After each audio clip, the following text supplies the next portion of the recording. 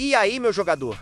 Seja bem-vindo ao Jogada Entre Linhas. E tem novidade na área. Esse é o primeiro episódio da nossa nova série. Jogaria na seleção hoje? Aqui não tem nostalgia cega, não tem no meu tempo era melhor e nem idolatria vazia. A ideia é simples e direta. Pegar grandes nomes do futebol brasileiro, colocar eles no auge da carreira e perguntar, sem filtro, teriam espaço na seleção brasileira atual? Com Ancelotti no comando, futebol moderno, intenso, coletivo e com Copa do Mundo logo ali. E para abrir essa série, a gente começa com um nome pesado. José Ferreira Neto, o craque Neto. Bom, talvez hoje você conheça ele mais pelo personagem que virou na TV. O Neto é uma figuraça total. Mas o que a gente vai olhar agora é a carreira de jogador. Ídolo do Corinthians, protagonista de título brasileiro. Um dos meias mais decisivos do país no início dos anos 90. Um camisa 10 clássico, de personalidade forte, bola parada absurda e liderança em campo. Mas a pergunta é objetiva. O Neto, jogando no auge, teria espaço nessa seleção de hoje? Num time com Vinícius Júnior, Rafinha, Rodrigo, Estevão, meio-campo móvel e jogo acelerado. Onde esse jogador se encaixaria? E o Neymar? Já pensou essa dupla em campo? Será que daria certo? Para responder isso direito, a gente precisa voltar para o auge, principalmente ali entre o fim dos anos 80 e início dos 90, quando o Neto vira o cérebro do Corinthians. O Brasileirão de 1990 é o grande símbolo protagonista absoluto. Gols decisivos, cobranças de falta históricas e um peso gigantesco em jogos grandes.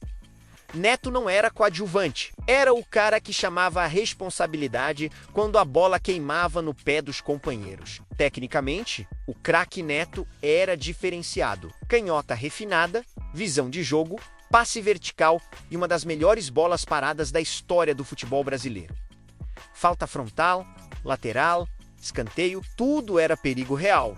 Ele organizava, cadenciava e decidia, mas sempre dentro de um ritmo mais controlado, mais pausado, com o jogo passando por ele. Antes de virar ídolo do Corinthians, o Neto já tinha mostrado muita bola no Guarani. Foi ali que ele começou a chamar a atenção de verdade, jogando com liberdade, sendo protagonista e assumindo o papel de meia criativo. Aquele cara que pede a bola e faz o jogo girar ao redor dele. No Bugre, ele já mostrava a sua principal marca, personalidade, para decidir. Esse desempenho abriu portas para a seleção brasileira, onde ele foi convocado, fez jogos e marcou gol. Mas tem um ponto importante nessa história. O Neto queria muito ter ido à Copa do Mundo de 1990. E não foi. Ele bateu na trave daquela lista final. Na época, os números não ajudaram, o contexto também não, e a seleção passava por um momento de transição pesada, com um futebol mais físico e menos espaço para o camisa 10 mais cadenciado. Isso sempre ficou como uma ferida aberta na carreira dele, e ajuda a explicar até a forma intensa como ele vive o futebol até hoje. E aqui entra o ponto-chave. O Neto é o retrato do camisa 10 clássico. O cara que pede a bola no pé, pensa o jogo, dita o ritmo, só que esse tipo de jogador perdeu espaço no futebol de alto nível atual. Hoje, o meio-campo precisa ocupar espaço, pressionar, recompor, atacar área e sustentar intensidade por 90 minutos. E isso nunca foi o jogo do Neto. A seleção do Ancelotti joga em outro ritmo. Por mais que ainda existam muitos pontos de interrogação para serem resolvidos, hoje o time do Brasil procura um futebol de muito mais intensidade. Isso é bem claro. Pontas extremamente agressivos, meio-campo dinâmico, troca constante de posição e pressão sem a bola. Não é um time que espera o jogo acontecer. É um time que acelera, sufoca e empilha finalizações. Nesse contexto, um jogador mais paradão, dependente da bola no pé, sofre para acompanhar.